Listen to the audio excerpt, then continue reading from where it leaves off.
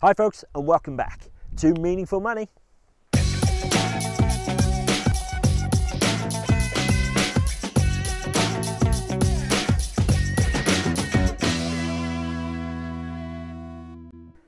Okay, still here in my field on a Saturday evening, enjoying the last of the sunshine, rare sunshine these days. Going to look today at a study by a company that I really don't like. Actually, it's Wonga.com. They are payday loans, I believe. Can't stand that sort of thing, as you well know.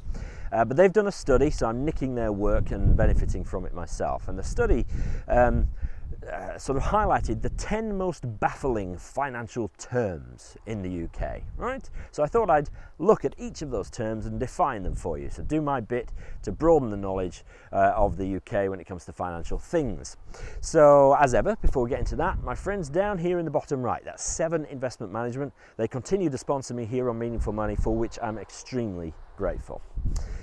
Okay, I'm just going to rapid fire them. Okay, so the first one is stocks and shares. A massive 70% of the respondents to this survey don't understand what that means. That's the open top bus from Land's End, just going past, so sorry about that. Stocks and shares, 70% of the respondents to this survey don't understand what stocks and shares is. Okay, it's actually a bit of a tautology.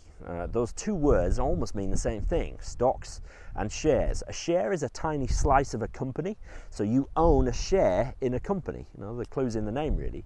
And a stock is just another word for that. But that phrase stocks and shares has become a bit of a catch-all term to mean pretty much anything which is bought and sold on the financial market. So it might mean shares, it might mean bonds, it might mean commodities like oil and gas and stuff like that.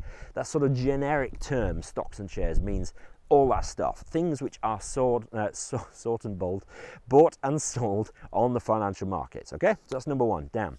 Recession is our next one. 62% of the respondents to this survey don't know what a recession is. Okay, definition of a recession is the UK economy shrinking for 2 quarters in a row. 2 blocks of 3 months, that's what a quarter is. It's shrinking for 2 quarters in a row. That's the definition of a recession. Shrinking, what does that mean? Well, it's measured. The measure of the economy is something called GDP, Gross Domestic Product, a little bonus thing for you.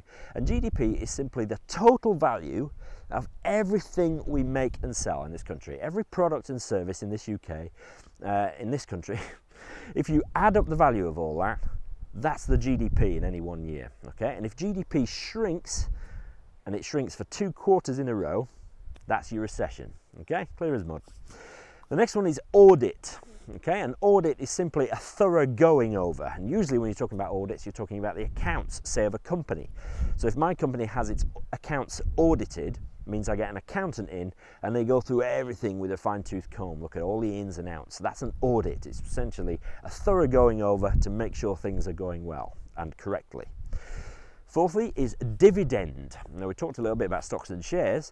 Dividend, if you own a share in a company and that company makes a profit, it actually makes some money in a year, then the board, the sort of controllers of that company, may say to all the people who have shares in it, have a bit of that profit.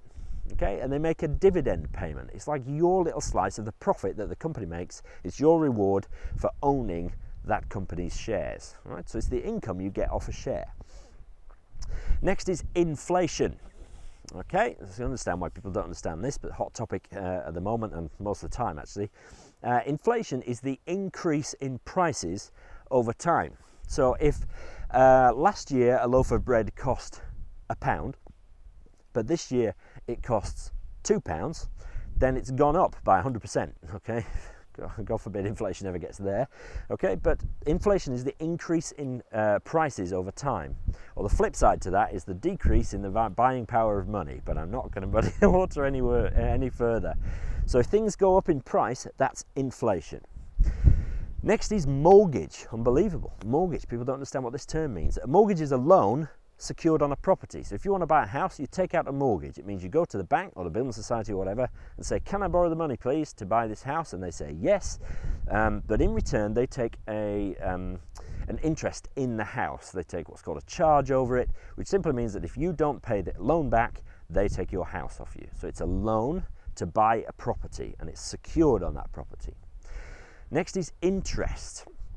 interest. Now that's both the cost of borrowing and the benefit you get from saving. So if you borrow money off a bank or off your dad, and you have to pay him back, but before you pay him back, he may charge you interest. That's like it's almost like a fee for borrowing money.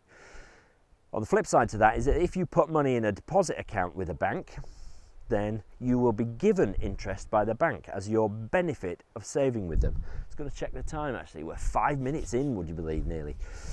Okay, so that's interest. It's the cost of borrowing, but the benefit of saving money with a bank. Next is PIN, P-I-N, stands for Personal Identification Number. It's the 4-digit number you put when you pay for money with a switch card, or Maestro, or whatever it is now, or take money out of the cash machine. That 4-digit number, that's the PIN, Personal Identification Number.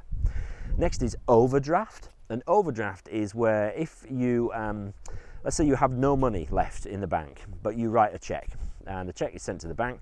They might bounce it and just say, I'm not paying that check, or they might let it go through, in which case you now have a negative balance on your bank account. So you don't have £10 in it, you have minus £10 in it. That negative balance is an overdraft. You can either have one which is allowed or authorized, or an unauthorized overdraft, in which case they can get expensive very fast. And finally is direct debit. Unbelievable, this day and age people don't know what direct debit is. Direct debit is simply the automated payment system. So if you want to pay your electricity company or your water company or whatever, you can pay it by direct debit. It means they take the money direct out of your bank account. They have to tell you how much they're going to take, but that's what direct debit is, the automated payment system. So those 10 things, can you believe it? Interestingly, 7% don't know the difference between a current account and a savings account. Current account is where money's coming in and out of it all the time. You probably don't get interest on it. Savings account is where you leave money for a little while at least, and you get interest when you save there. And finally, 19% of people don't know the difference between a standing order and a direct debit. Well, I just explained what a direct debit is. The difference between the two is that with a direct debit, if you've got a direct debit to, say, an electricity company, they can take the money out of your bank account. With a standing order, you are sending the money. It's who's in control. Direct debit is the money being taken out of your account by the provider of whoever it is you're paying. With a standing order, you are sending the money out and you're in control. Okay, glad to be of service. A little bit of public service broadcasting there. Next one is the live show this Friday, so tune in for that at 4 p.m. Look forward to joining look forward to you joining me for that. Thanks for watching this one, and I'll see you next time.